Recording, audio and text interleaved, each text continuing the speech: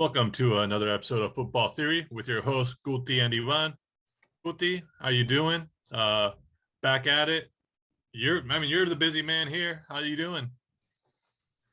I tell you, I have a knack for getting busy.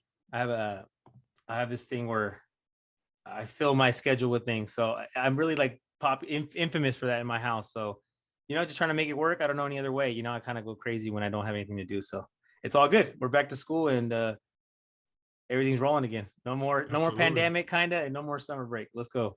Yeah. We're going straight into it. First things first, probably the biggest news of the world soccer, and obviously the biggest news. Messi officially leaves Barcelona, goes to PSG.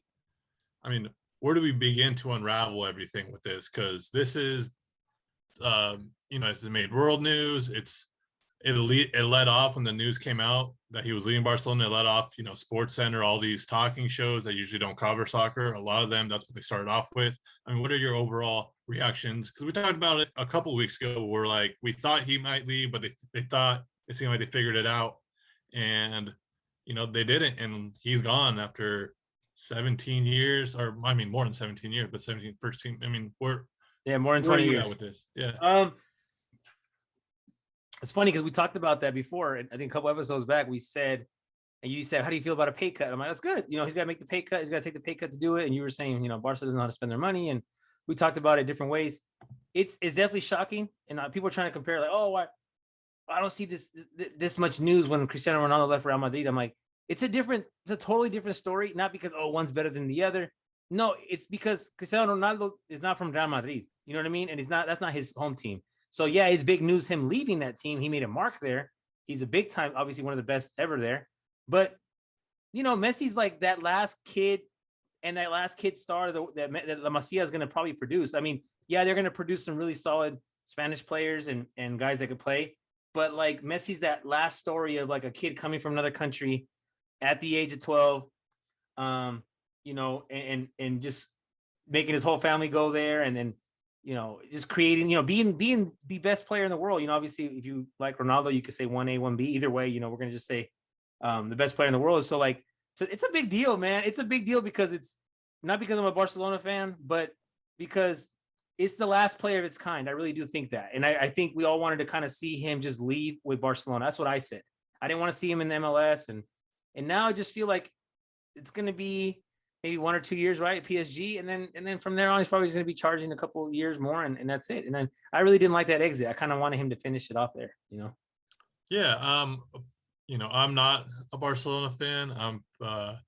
When it comes to teams in Europe, I'm a Real Madrid fan, actually. But I've always liked Messi. I didn't like when he would beat Real Madrid or anything like that. But it's hard to dislike his skill level, just the way he is. It's really difficult to dislike him and for me, I never once kind of compared it to Ronaldo. It seemed like two real apples and oranges type of exits with Ronaldo and Real Madrid. It seemed really amicable, much more amicable than I thought people would assume when he eventually would leave Real Madrid that it would be. It was pretty quiet, the exit, really, for the most part. It happened right before the World Cup in 2018. There was no real bad blood or story behind it or anything. And he goes to Juventus, and it all kind of happened during the World Cup. And so it just kind of seemed like, a done deal like that. And, since the Ronaldo exit, Real Madrid hasn't reached the heights that they've reached. Ronaldo hasn't reached the heights with Juventus. Doesn't mean that I don't think that the exit was a bad exit, though. It's impossible to ask a team who's won 3 out of the last 4 of the last 5 Champions League to continue that level of excellence. It's impossible. That's why it hasn't been done before, and it's not going to be done after. But the thing with Messi, I think it just Barcelona. We talked about earlier. This is all in Barcelona for me. They knew the levels, and they knew they can calculate salaries and the problems they had, and they didn't do anything to fix it. And it almost seemed like they knew that this was going to come up, and instead of taking it head on, they cowardly made it seem and put it on La Liga when it's actually their fault for how they could have sold him last year for a couple $100 million and saved some money, but instead they without it kind of seemed like they didn't plan ahead. They never planned for anything, and now that's put them here in a situation. And they put Messi through this emotional roller coaster, and you can kind of see it when he left, just the emotion, the pure just pain that he was in, and I think that's fully on Barcelona. It's definitely on them. I mean, he didn't want to leave. I mean, let's just be real. I No. don't think he wanted to leave. Like I said, he grew up there, and it's a as a it's like any team. If you have a player that come out of the academy, and all of a sudden the player just becomes bigger than your actual franchise because he's worldwide. I mean, they got lucky with that. They found a player, they brought him over, they formed him, to the highest potential he could be, and obviously he fit into a group that was already established, a generation of players, of Spanish young players that were coming up, like Xavi, Iniesta, and the rest of those guys, and he just he fit into that group as a youngster, and then he he overweighted. He kind of like became too big. And like you said, Barca didn't know how to manage the money. The money was just too much. They were getting all this money off of him, revenue, and I don't know where the money went, right? Like, how do you spend all that money that he's generating? And it's just funny how you see, like, okay, they're having financial issues. How does PSG afford everything they do? Like, what is going on? Like, it's funny, right? Now they're signing, they said they just signed the last two, Real Madrid's and Barcelona's captains, right? They got Ramos and they got Messi. And it's like, how do you do that? Like, how do you get that kind of money? So I don't know, man. I don't feel bad for Barcelona. I am a Barcelona fan before Messi. I'm going to be a Barcelona fan after Messi, just because I've always liked the style of play. I've liked the La Masia. I like the whole story behind it. And, I feel like it's going to be definitely a whole rebuilding process now. It could be good for Barcelona too. Like, it's kind of like, it's a big paycheck, right? It is not like they can't afford it. They should have been able to afford it, but I think it's just time to maybe cut ties and start over and cut some heads off. And they got to start over, man. They got to start over. Yeah. I was a Real Madrid fan before Ronaldo, and actually, honestly, I'm probably more of a Messi fan than Ronaldo between the both, even though Ronaldo played for the team I liked. But, I think we're of a different generation now where we probably are more of a team person than we are a player person. I think you see the younger generation now, they'll follow players they really like, and wherever team those players go to, they'll kind of now be fans of those teams. And I see it a lot in basketball. You see it now. You see it in soccer as well, football, or you want to call it. To an extent, we kind of have that when we see Mexican players go to European clubs because we want them to do well. So you start following these European teams. Yeah, we don't care. Yeah, we don't care where they're at. Like, let's go. Yeah, exactly. But this was such an interesting thing because yes, he was making a lot of money, and I don't think anybody knew how much he was making until it came out how much he was, but the revenue he brought in for the club outweighed, with his likeness and his visibility, outweighed anything that they were paying him. So they were in the green with that. It was everything else that was the red, and he was willing to take a pay cut to stay with the team. So he was going to make less money. The revenue is going to stay the same, more or less. You know what I mean? But year by year, it might go down a little bit, but it's going to stay equal. So that's not the problem. It was just horrible. Yeah, just Barcelona just not forecasting and mismanaging the La Liga rule of 70% of your salary from the revenue that you make as a team. 70% of that is the player's salary, and I think they were at 115 counting Messi's wages. They were at 95 without him. They were struggling to sign the players, to register the players they signed because of it. And yeah, it's just a huge fumble for them completely. And I think I mentioned this last time we talked about this, that Messi kind of prolonged the Barcelona's need to rebuild because he was just that good, and he found so many ways to just continue to carry the team even when they probably should have lost more games. Yeah, and so I mean, now there's a new board and it's a new regime in Barcelona, but I think it's gonna be ugly. I think it's gonna be ugly before it gets nice again, for sure. Yeah. It's gonna be ugly for a little bit, but I think that's not the style of Barcelona I like anyway. That's not the one I fell in love with as a kid, anyways. I fell in love with the Rafa Marquez's and the Henry and the Eto'os and like a lot of stars coming in and out, Ronaldinho, but there was a style of play where you're like, wow, this is sick, and then Messi obviously just fit in that perfect when he came up. But there's a whole generation of Pep Guardiola and then the players coming up, and I just feel like everything has to come to an end, and I think they have to kind of go back to their roots and obviously start budgeting better, you don't need to make these big signings. I don't think that needs to be the Barcelona way, because before, like when they got these players, they weren't getting them at like the height where they cost so much money.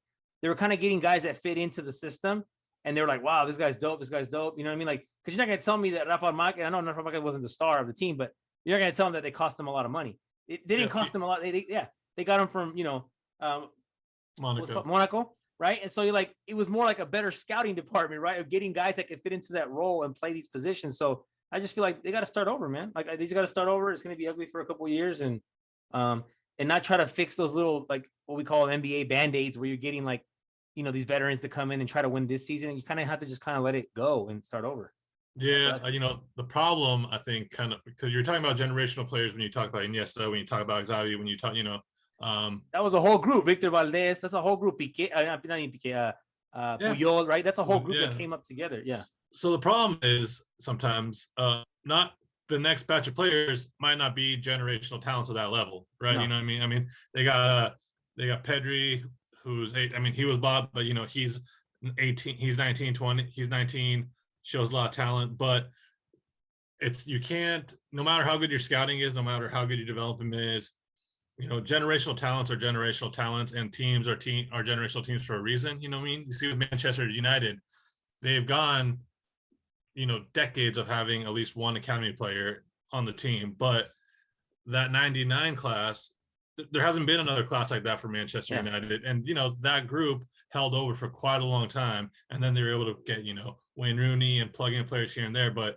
that's a rarity. And it was a rarity for Man United. And I think United fans kind of are realizing that. It took a little while to realize this.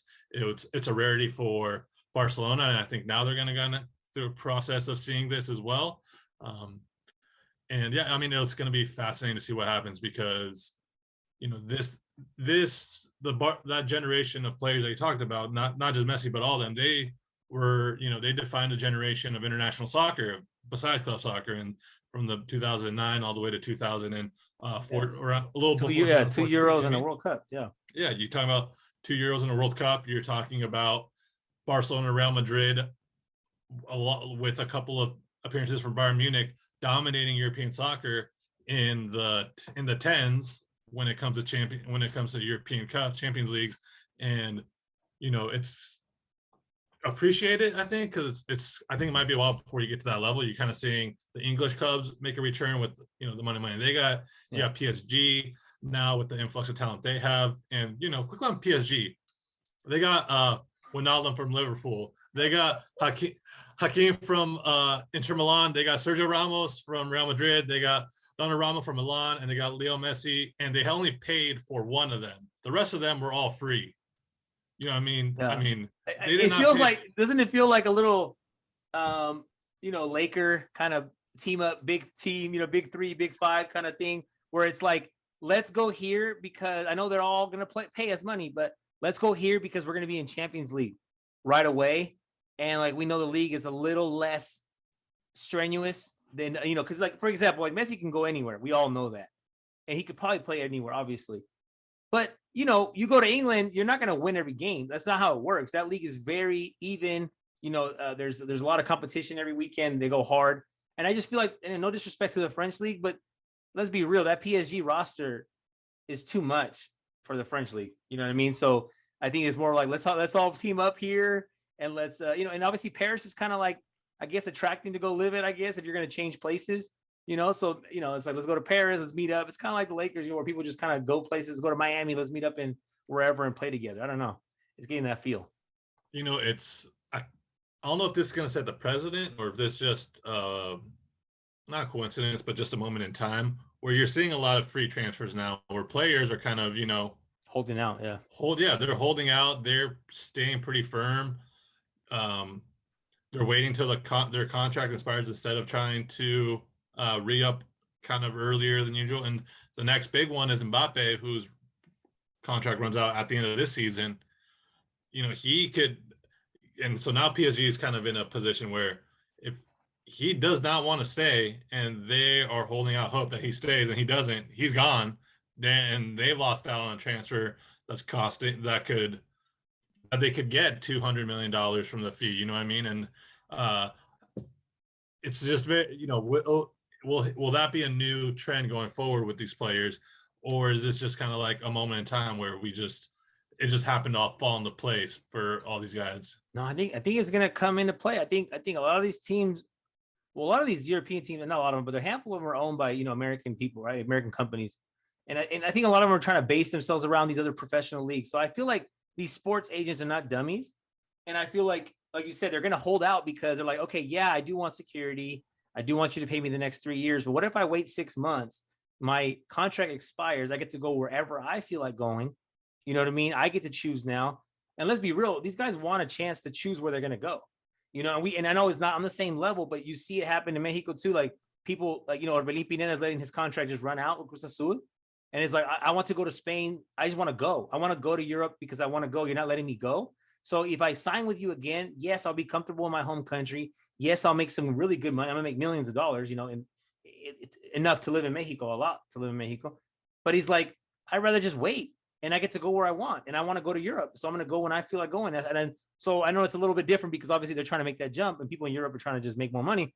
But I think they're gonna hold out, bro, because these players are getting smarter. Their agents are getting smarter, and they're like, look, I understand you're going to sign me for 3 years, but maybe I don't want a 3-year contract. Maybe I want 1 year with a lot of money or whatever it may be, or I want a chance for, a lot of these guys have families or whatever it may be, and they don't want to move. Messi didn't want to leave, like we just said, he doesn't want to leave, but he's not going to also just go to, like, no disrespect, he's not going to go to Getafe. He's not going to move to Mallorca. You know what I mean? Like, he's too big for that city. He needs to go where his family could feel comfortable and I would say, quote unquote, I guess a big city where, he could be also on TV and his sponsors want him in places that he can make money. So, that's what's going to happen, man. You're right. It's going to be I think it's going to be a new thing for the next couple of years. Well, sure. And there's also, the difference between Orbelín and, Messi is that, well, there's a big difference between the two. Yeah, but, Orbelín, to make it in Europe, needs to take a pay cut to make it in Europe, right? Yes. Because the Mexican market is over-fluctuated with, the value of the Mexican player. So they cost more, so they can demand more. But to make it in Europe, for depending where you are, higher competition, higher league, you might need to take a pay cut. Messi is already at the top of his sport, so for him, Sergio Ramos, or any of these guys, when people say, "Oh, how are they not going to take more? How are they not going to play for free if they really love these clubs?" They have the right to demand the money that they're worth. They have the right to earn the money that they have earned from the work that they put in. Yes. Okay, just because you're on your computer and you play video games and you didn't make it to that level and you can't sniff their bootstraps and you want to play for free, go try playing for free on Sundays, because that's where you're getting, and they're going to pay you with beer at halftime. These athletes have put in the work, put in the effort to play at that level, to earn the money that they are asking for, especially if the market dictates it. So, and the owners have the money. If not, they wouldn't be. Yeah, owners have the money. PSG is owned by a country, so of course they got the money. And these players, I mean, they're getting smarter, because how many players do we know now in any sport that are older? Like, let's put Maradona, right, rest in peace, but let's put his generation in for example. Those guys are not rich right now. Those guys that played in the 80s and stuff, like, they're not rich, like we would say rich.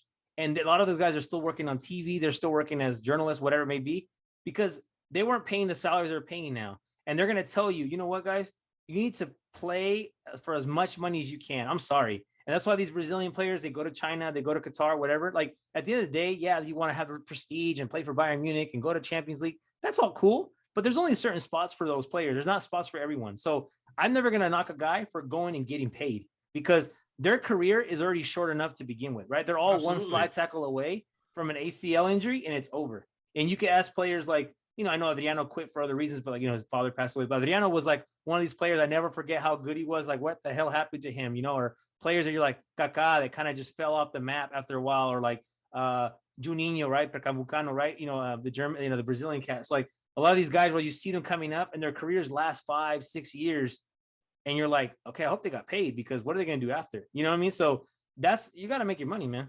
You got to make your money. Yeah, absolutely. And I think, a difference, I think, between the players from like Maradona's age and everything, or even the ones, 10, 15 years ago, And it's not just in soccer. You're seeing it in basketball as well, and football. These athletes are taking better care of themselves to have that longevity, whether it's Ronaldo, whether it's Messi, whether it's Sergio Ramos, whether it's LeBron James, Tom Brady. You seeing El Conejo these, Pérez. you see Conejo Pérez. Conejo El Pérez. Conejo Pérez. These players are, taking care of themselves to keep themselves at that level as long as Yeah. possible. Modric just re-signed with Madrid for another couple of years.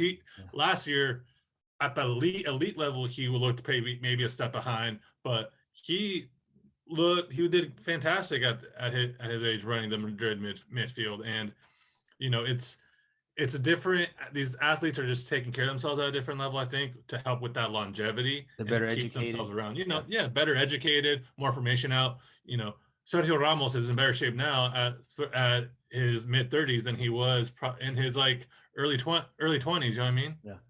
And then you got guys that throw it away. You got guys like, I know we're just calling Mexican players out, but Marco Fabian, Giovanni Dos Santos, that are 32, 31, they can't find a team, so they're, because they don't take care of their bodies, because they don't put the work in, because they don't surround themselves with people that are going to put them in the right situation, right? Like these guys like last for a long time, like Zlatan. Don't forget about Zlatan, right? He's an old dude. Yeah. These guys, Buffon, right, lasted forever. These guys surround themselves with the right people.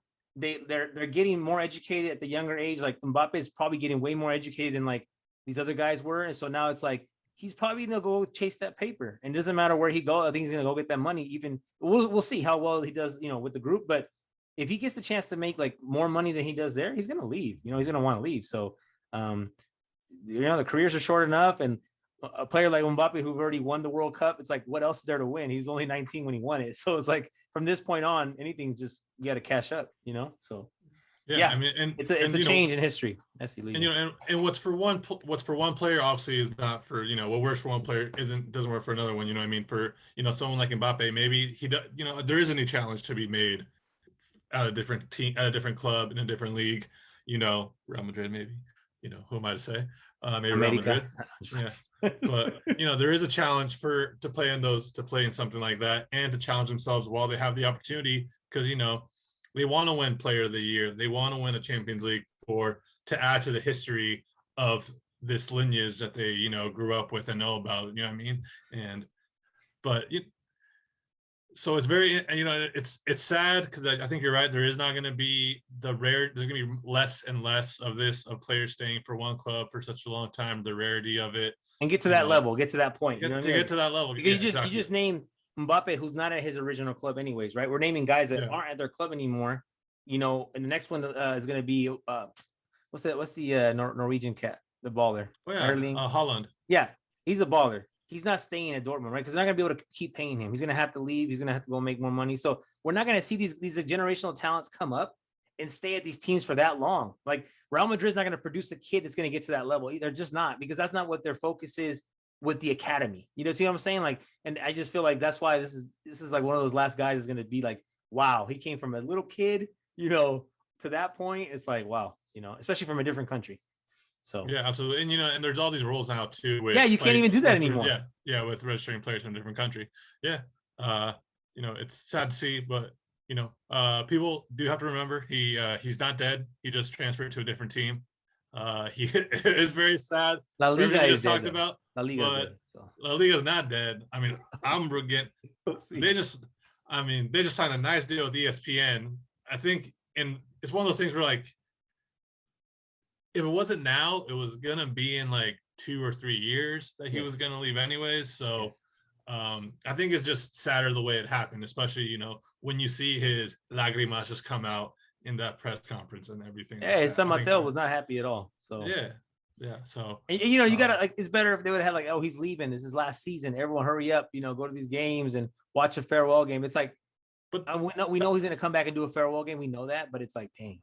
But you know what it is?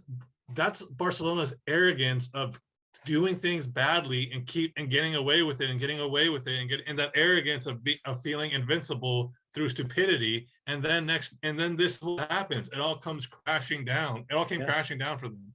You know what I mean?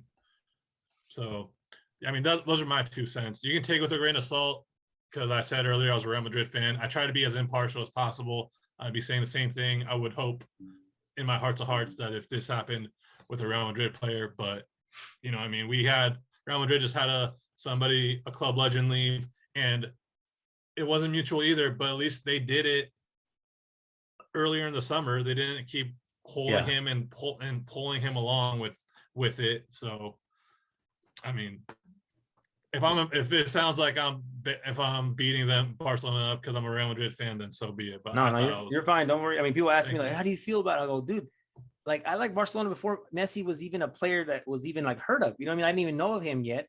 So like, I don't, I don't want him to leave. But it's like I've always liked Barcelona. I'm always gonna like them. I mean, I was fortunate enough to watch Messi play twice in person. I got to watch him in 2006 in LA, Chivas Barcelona, when he was really, really young, and then I got to see him again a couple years later in Bay Area when he played against Chivas again. So, it was really cool for me to see him, Gio, Rafa Marquez in 2006, all on the team. That was really cool. And obviously we didn't know what Messi was going to be. He had just had like a crazy, or I think he was actually headed to the U20 World Cup, and we were going to see what he was going to do. But it was really cool to like see that. And obviously I didn't go back. I wasn't one of these fanboys that people say and go chase him around and buy Messi stuff. No, but I know obviously it's going to be weird without him. It's going to be weird. Yeah, that's my final word. It's going to be weird.